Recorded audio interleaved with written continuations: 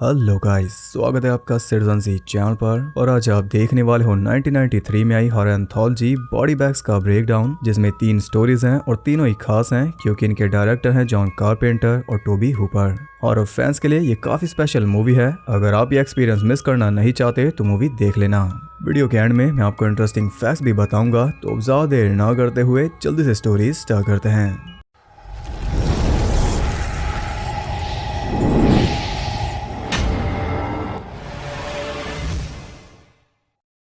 Movie start होती है एक मॉर्ग में और हम देखते हैं क्रीपी कॉर्नर को, जिसका रोल किया है one and only John carpenter ने। अब नॉर्मल तरीके से मरने वाले लोग उसे पसंद नहीं, उसे पसंद है थोड़ा हॉरिफाइंग वे, जैसे कि मर्डर या फिर एक्सीडेंट, जिनकी लाशों को रखा जाता है बॉडी बैग्स में। उनमें से 3 लाशों की कहानी ये हमें सुनाएंगे, जो कि हमारी टेल्स होंगी।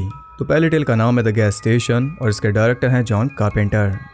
ये कहानी है एनी की, जिसकी नाइट शिफ्ट जॉब लगी है गैस स्टेशन पर, और एक गैस स्टेशन है माइकल मायर्स के टाउन हेडनफील्ड में। साथ ही टीवी पर न्यूज चल रही है कि हेडनफील्ड में डेली मर्डर्स हो रहे हैं और आज भी एक लड़की की लाश बरामद हुई है। तो ये काम माइकल का भी हो सकता है, लेकिन खास बात यह है कि ये टेल बेस्ड है हैलोवीन वाले यूनिवर्स में।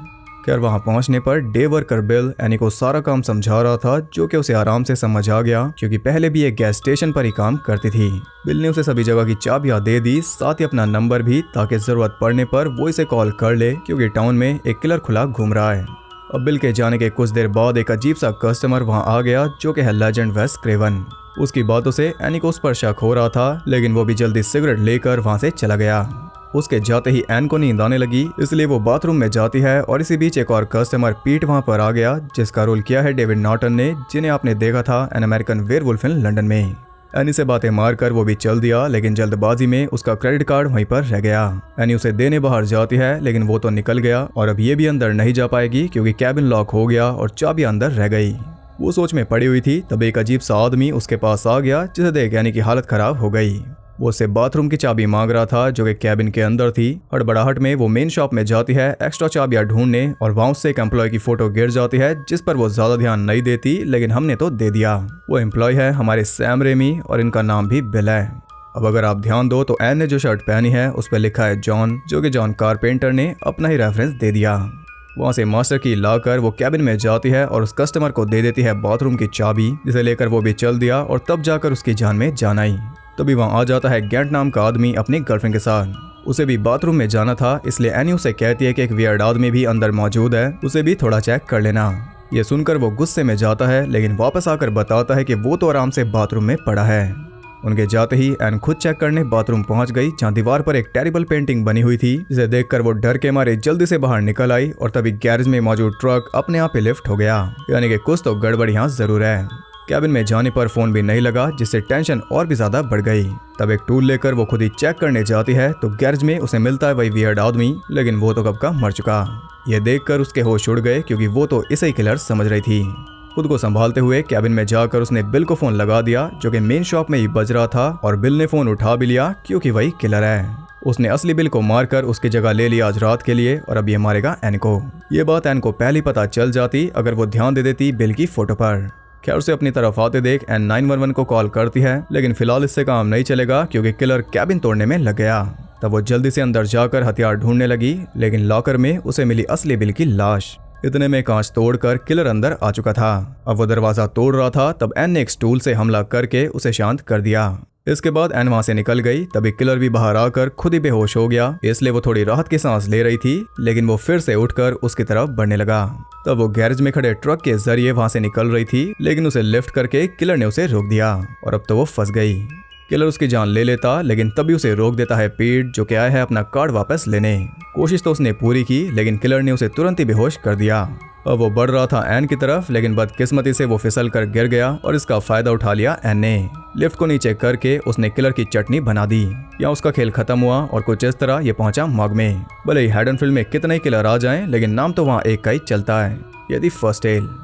सेकंड टेल का नाम है हेयर और इसके भी डायरेक्टर हैं जॉन कारपेंटर। ये कहानी है रिचर्ड की, जिसे हेयर थिनिंग की प्रॉब्लम है, जो कि इसकी एज को ध्यान में रखते हुए कोई बड़ी बात नहीं है, लेकिन फिर भी ये इसे एक्सेप्ट नहीं कर पा रहा। अपने झड़ते बाल इससे देखे नहीं जा रहे, उन्हें घना दिखाने के लिए ये पूरा ट्राई करता है, लेकिन उससे बात नहीं बनती। इसकी गर्लफ्रेंड है मेगन और उसे इसके हेयर स्टाइल से कोई फर्क नहीं पड़ता। ये जैसा भी है उसे पसंद है, लेकिन इसे ये बात समझ नहीं आ रही। इसका कॉन्फिडेंस डेली और ज्यादा गिरता जा रहा है, जिससे मेगन भी परेशान है। यहाँ पर हम टीवी पर एक ऐड भी देख पाते हैं जिसमें एक डॉक्टर बिना किसी सर्जरी या दवाई के बाल उगाने की गारंटी दे रहा था। अब अपनी गर्लफ्रेंड के कहने पर रिचर्ड एक हेयर स्टाइलिस्ट डेनिस के पास पहुंच गया, लेकिन वो भी सिर्फ हेयर स्टाइल कर सकता था, बाल तो वो भी नहीं उगा सकता। अब जो था उससे ही काम चलाकर वो अपना कॉन्फिडेंस बूस्ट करके बाहर निकला ही था कि तभी एक आदमी और उसके डॉग को देखकर उसका सारा कॉन्फिडेंस मिट्टी में मिल गया। और आपको बता दूं कि ये आदमी है ग्रेग निकोटेरो। क्रीपशो सीरीज से आप इन्हें जानते होंगे। अब अपने बालों को घना दिखाने के लिए उसने अपना सर ही पेंट कर दिया, जिसका स्वाद मेगन को भी चखना पड़ा। अब ये तो सरासर पागलपन है, इसलिए मेगन गुस्सा होकर वहां से चली गई। लेकिन फिलहाल ये सब इसके लिए इम्पोर्टेंट नहीं है। इसकी जरूरत है लंबे बाल, जिसका जुगाड़ उसे मिल गया। टीवी पर वही ऐड चल रही थी, जिसे देखकर वो सीधा डॉक्टर लॉक से मिलने पहुंच गया, जिसका दावा है कि बिना किसी सर्जरी के ये घने बाल उगा देगा। यही बात पूछने पर डॉक्टर कहता है कि हम सर पर एक पेस्ट लगाएंगे और कल सुबह तुम उठोगे लंबे घने बालों के साथ। रिचर्ड राजी हो गया था, इसलिए बारी थी हेयर स्टाइल चूज करने की, जिसमें नर्स ने उसकी पूरी हेल्प की और उसे पसंद आए लंबे घने बाल। इसके बाद पेस्ट सर पर लगवाकर वो घर पहुंच गया और अगली सुबह जब उसने बैंडेज खोला तो वो शॉक था। जैसे बाल उसने मांगे थे वैसे बाल उसे मिल गए थे एक ही रात में। ये तो कोई चमत्कार ही था, लेकिन इतना कौन सोचे। जो चाहिए था वो मिल गया, बात खत्म। अब तो मानो दुनिया की सारी खुशी उसे मिल गई। उसके बाल देखकर मेगन भी हैरान थी और यहाँ उनके बीच सब कुछ ठीक हो गया। अगली सुबह रिचर्ड के गले में थोड़ा दर्द हो रहा था, लेकिन वो ज्यादा टेंशन नहीं लेता। टेंशन वो ले रहा था इस बात की कि बाल को ज्यादा ही लंबे हो रहे थे, इसलिए वो पहुंच गया डेनिस के पास। वहाँ पर लेडीज भी उसके बालों को देखकर जल रही थी और डेनिस तो हैरान था ही। वो पूछता है कि इतना बढ़िया डॉक्टर फेमस क्यों नहीं है। बदले में उसका जवाब था क्योंकि वो नया है। अब जो हेयर स्टाइलिस्ट ने मांगा था वो तो उसे मिल गया, लेकिन इसके बाल काफी तेजी से ग्रो कर रहे हैं। उसकी तबीयत भी थोड़ी खराब थी, इसलिए उसने मेगन के साथ अपनी डेट भी कैंसिल कर दी और अब तो मेगन को भी शक हो रहा है कि नए बाल आते ही इसने चीट करना शुरू कर दिया। खैर वो जाकर अपना गला चेक करता है तो देखता है कि उसके गले में एक जिंदा बाल था। अब इससे पहले कि वो कुछ करता उसका शरीर टूटने लगा, इसलिए वो आराम से पड़कर सो गया। लेकिन हम देखते हैं कि बाल उसकी बॉडी के अंदर भी फैल रहे थे। ग्रोथ इतनी ज्यादा थी कि अगली सुबह तक वो पूरी तरह भालू बन चुका था और वो बाल उसके घर में हर जगह रेंग रहे थे। अपने मुंह से निकल रहे बाल को उसने काटा तो वो बाल चिल्लाने लगा, क्योंकि वो एक छोटा क्रिएचर था किसी सांप जैसा। अब बाल तो इसे मिल गए, लेकिन किस कीमत पर। अब पूरी बॉडी पर सिर्फ बाल ही हैं, यहाँ तक कि बॉडी के अंदर भी। गुस्से में वो डॉक्टर लॉक के पास चल दिया और इसी बीच वो क्रिएचर्स उसकी बॉडी में इधर उधर फिर रहे थे। वहां पहुंचते ही डॉक्टर ने उसका हाथ चीर दिया, जिसमें से वही क्रिएचर्स बाहर आ रहे थे। वो रिचर्ड को बताता है कि जब हम पृथ्वी पर आए थे तो भूखे मर रहे थे, तब हमें मिला इंसानी दिमाग, जिस तक पहुंचने का सबसे इजी वे था इंसान का हेड। उसी के जरिए खुद को फीड करके ये अपनी संख्या बढ़ा रहे हैं। तो अब हम समझे हैं कि ये बाल नहीं बल्कि बाहर से आए कोई एलियन पैरासाइट्स हैं, जो इंसान की बॉडी में रहकर उनके दिमाग को खाकर खुद को फैला रहे हैं। और इसलिए डॉक्टर फेमस नहीं है, क्योंकि जिसका भी इलाज ये करता है वो जिंदा ही नहीं रहता कुछ बताने के लिए। जैसे कि रिचर्ड अब एक स्टैचू बन चुका है, क्योंकि इसका दिमाग उन पैरासाइट्स ने खा लिया और इसकी पूरी बॉडी भी उनके ग्रो होने के लिए काम आई। अब नर्स अपने भाई बहनों को उसकी बॉडी से निकाल रही है, क्योंकि अब इसकी बॉडी में कुछ भी नहीं बचा। इसके बाद रिचर्ड को फेंक दिया गया एक चलती कार के ऊपर। फिर एक ट्रैम ने इसे अच्छी तरह घसीट दिया और कुछ इस तरह इसके टुकड़े पहुंचे मॉग में। ये थी सेकंड टेल। थर्ड टेल का नाम है आई और इसके डायरेक्टर हैं टोबी हुपर। ये कहानी है ब्रेंट की, जो कि काफी बढ़िया बेसबॉल प्लेयर है और इसका मैच काफी बढ़िया गया, इसलिए काफी खुश है। खुश तो इसकी वाइफ कैथी भी है, क्योंकि आज वो इसे बताएगी कि वो प्रेग्नेंट है। कैथी को कॉल करके उसने कह दिया कि मैं जल्दी वापस आऊंगा, लेकिन ऐसा नहीं हो पाएगा क्योंकि रास्ते में उसकी कार क्रैश हो गई। कुछ देर बाद एक कपल वहां रुककर देखता है कि ब्रेंट की राइट आई डिस्ट्रॉयड थी, लेकिन वो जिंदा था। वो उसे हॉस्पिटल ले आए, जहां होश आने पर अपनी आंख के बारे में पता चलते ही ब्रेंट टूट गया, क्योंकि इसका राइजिंग करियर एक ही झटके में खत्म हो गया। लेकिन उसकी किस्मत बढ़िया है या फिर शायद खराब है, क्योंकि उसका डॉक्टर ब्रैगमैन डॉक्टर लैंग को उसके पास ले आया, जिसने 10 साल लगाकर एक तरीका इजाद किया है जिससे क्या पता इसकी आंख ठीक हो जाए। हालांकि लैंग का फर्स्ट ऑपरेशन होगा, अगर वो काम नहीं किया तो इन्हें सिंपली नई आंख को निकालना होगा और ब्रेंट फिर से आ जाएगा इसी स्टेज में। इसलिए ब्रेंट राजी हो गया, क्योंकि इसमें कोई नुकसान तो है नहीं। आपको बता दूं कि डॉक्टर ब्रैगमैन और कोई नहीं बल्कि रॉजर कॉर्मन है, जिनकी टेल्स ऑफ टेरर आपने देखी थी और इस सिनेमा में बहुत बड़ा नाम है। अगर इनके चेलों की लिस्ट आप देखोगे तो हैरान हो जाओगे, ये तो बहुत दूर हैं। खैर कैथी थोड़ी टेंस थी, लेकिन ब्रेंट ने उसे भी मना लिया। ऑपरेशन सक्सेसफुल रहा। एक डेड आदमी की आंख ब्रेंट को लगा दी गई और अब वो दोबारा देख पा रहा है। बस अब दोनों आंखों का कलर अलग है, जो कि लेंस लगाने से सेम हो जाएगा। ये तो कोई बड़ी प्रॉब्लम नहीं है। कैथी उसे बताती है कि कल तुम्हारी आंखों में ब्लू लेंस लगेगा, उसके बाद हम घर चलेंगे। तभी अचानक ब्रेंट ने उसके बाल पकड़ लिए, मानो उसे कुछ याद आ रहा हो। अगले दिन लेंस लगवाकर वो घर पहुंच गए, जहां से पता चलता है कि कैथी प्रेग्नेंट है और ये सुनते ही उसकी सारी हंसी गायब हो गई। नई आंख के कारण कैथी उसे करीब आने नहीं दे रही थी, तब उसने लेंस लगा लिया, लेकिन विंडो भी खुली थी। तब वो उसे बंद करने जाता है तो गार्डन से अचानक एक औरत की लाश निकल आई, लेकिन अगले ही पल वो गायब भी हो गई। उसे देखकर ब्रेंट की हालत बिगड़ गई थी, इसलिए कैथी ने उसे सुला दिया। अगले दिन खाना पसंद ना आने पर ब्रेंट उसे फेंक रहा था फूड क्रशर में, तभी उसमें से एक खून से लथपथ हाथ बाहर आ गया और अब तो हद ही हो गई। नई आंख लगने के बाद इसके साथ काफी कुछ अजीब हो रहा है। इसे एंड करने के लिए वो बाहर जाकर जमीन खोदने लगा और थोड़ा खोदने पर उसे 2 पैर दिख गए, इसलिए डर कर वो ऊपर भाग गया, लेकिन विंडो से देखने पर वो गायब थे। वहाँ कुछ भी नहीं था। ये इसकी नई आंख इसे दिखा रही है। खैर शाम को कैथी के आने पर वो उसे आने वाले बच्चे का बेड दिखा रहा था, तो भी कैथी के बजाय उसे कोई और लेडी दिखाई देने लगी जो अपने बच्चे को अब्यूज कर रही थी और उससे डर कर वो बुरी तरह चिल्लाने लगा।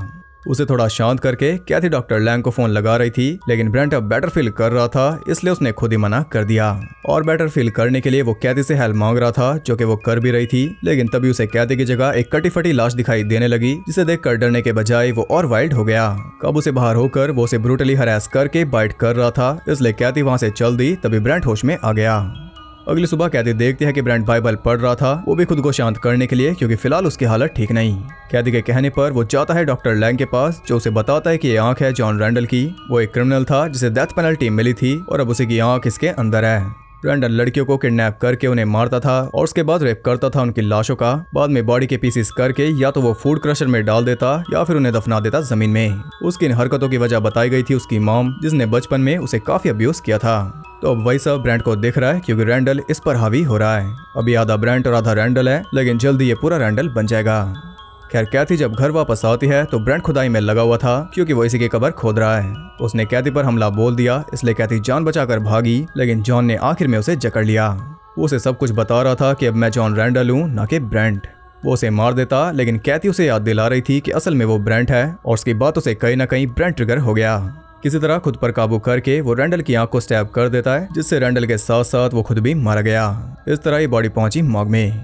खैर कॉर्नर हमें और भी लाशों की कहानियां सुनाता, लेकिन तभी कोई आ जाता है, इसलिए वो जल्दी से एक बॉडी बैग में जाकर लेट गया, क्योंकि असल में ये कोई कॉर्नर नहीं बल्कि खुद एक जिंदा लाश है। असली कॉर्नर्स वहां पर आ जाते हैं उसके ऑटोप्सी करने, और तब भी वो मजे में ये सब देख रहा था। इन दोनों में से एक कॉर्नर है टोबी हुपर। अब बारी आई थी उसका दिमाग बाहर निकालने की, जिसके बाद ये नहीं बचेगा और इसी के साथ ये मूवी एंड हो गई। तो मूवी में बहुत ज़्यादा बड़े कैमियोज हैं इतने बड़े लेजेंड्स के। ये सभी एक साथ एक वर्क में शामिल हुए, ये बहुत ही बड़ी बात है और इसलिए मूवी स्पेशल है। लेकिन स्पेशल इसकी टेल्स भी थी, क्योंकि तीनों की टोन अलग थी। तो बात करते हैं मोरल्स के बारे में। फर्स्ट टेल में दिखाया गया कि जो जैसा दिखता है वैसा होता नहीं। आपका सीक्रेट हेल्प पर मौका मिलते ही आपका किलर बनने में देर नहीं लगाएगा। सेकंड टेल में दिखाया गया कि जैसे आप हो वैसे ही खुद को एक्सेप्ट करो। दूसरों को देख के या दूसरों की बातों से अपने आप को जज करना बंद करो, और ये देखो कि आपको सच्ची मोटिवेशन कौन दे रहा है, वहाँ ज्यादा फोकस करो, ना कि कमियों पर। थर्ड टेल में दिखाया गया कि अगर एक रास्ता बंद होता है तो दूसरा ओपन होता है, लेकिन बीच में ऐसा कुछ मत कर लेना जिससे दूसरा भी बंद हो जाए। ये थे कुछ मोरल्स। तो बात करते हैं इंटरेस्टिंग फैक्ट्स के बारे में। पहले मूवी के बजाय एक टीवी शो होने वाला था टेल्स फ्रॉम द क्रिप्ट की तरह। ये साफ पता चल जाता है जॉन कारपेंटर को देखकर, क्योंकि वो होते इस शो के क्रिप्ट कीपर। लेकिन चीजें सही नहीं बैठी, इसलिए इसे बना दिया एक मूवी, और ये टीवी पर ही रिलीज हुई थी। जॉन कारपेंटर के मेकअप में 3 घंटे लगते थे और 3 घंटे तक उन्हें आराम से बैठना होता था चेयर पर।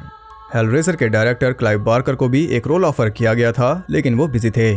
रिचर्ड का जो सर से बैंडेज हटाने वाला सीन था वो एक ही टेक में डन हो गया था। पहली टेल में वो गैंट यानी कि पीटर जेसन की खुद की कार थी जिसे वो ड्राइव कर रहे थे। हर एक टेल हॉरर है, लेकिन तीनों का सब जॉनरा अलग था।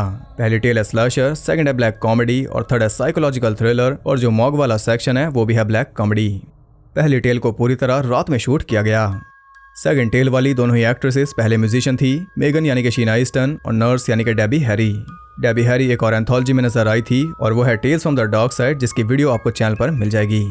थर्ड टेल काफी स्ट्रेंज है, क्योंकि उसका एक अजीब ही कनेक्शन है दोनों मेन एक्टर्स के साथ। उसमें ब्रंट एक बेसबॉल प्लेयर है जिसकी कार क्रैश हो जाती है, जिस वजह से वो अपनी राइट आई गवा देता है, और उसकी वाइफ है कैथी। 1977 में ब्रंट का रोल करने वाले एक्टर मार्क हैमिल की कार सच में क्रैश हो गई थी, और पूरे 7 घंटे की सर्जरी हुई थी उनके फेस पर। और कैथी यानी कि ट्विगी के पहले हस्बैंड थे एक्टर माइकल व्हाइटनी, जो कि एक्टर बनने से पहले एक बेसबॉल प्लेयर थे। डॉक्टर लॉक यानी कि डेविड वार्नर और ट्विगी इसके 1 साल पहले ही एक साथ नजर आए थे टेल्स फ्रॉम द क्रिप्ट की एक टेल में, जिसका नाम था द न्यू अराइवल, और वो है सीजन 4 का एपिसोड 7। पहले टेल में जॉन कारपेंटर का जो म्यूजिक है वो सिमिलर है उनकी फिल्म प्रिंस ऑफ डार्कनेस से, जिसमें पीटर जेसन भी फीचर्ड हैं। तो ये थे कुछ इंटरेस्टिंग फैक्ट्स। आई होप आपको पसंद आए होंगे। अगर आपको ये वीडियो पसंद आई तो उसे एक लाइक कर देना, और साथ ही कमेंट करके बताओ कि इसमें बेस्ट टेल कौन सी थी और आपको वो बेस्ट क्यों लगी। अभी हर एक के लिए टफ होगा, क्योंकि हर एक की पसंद अलग है, सबको अलग अलग स्टाइल पसंद आता है, और तीनों ही टेल्स की फील अलग थी, सब जॉनरा अलग था, इसलिए आपकी पसंद भी अलग होगी। तो अपनी अपनी पसंद कमेंट जरूर करना। और ऐसी और इंटरेस्टिंग वीडियोस देखते रहने के लिए चैनल को सब्सक्राइब करके बेल नोटिफिकेशन कॉल पर सेट कर लो ताकि नोटिफिकेशन आपकी लाइफ में कैमियो करती रहे। और ज़्यादा कनेक्टेड रहने के लिए आप मुझे इंस्टाग्राम पर फॉलो कर सकते हो, वहाँ आपको बहुत कुछ जानने के लिए मिल जाएगा और साथ ही बाकी जगहों पर भी जिनके लिंक्स आपको नीचे मिल जाएंगे। तो मैं मिलता हूँ आपसे अगली वीडियो में, तब तक के लिए सबको बाय।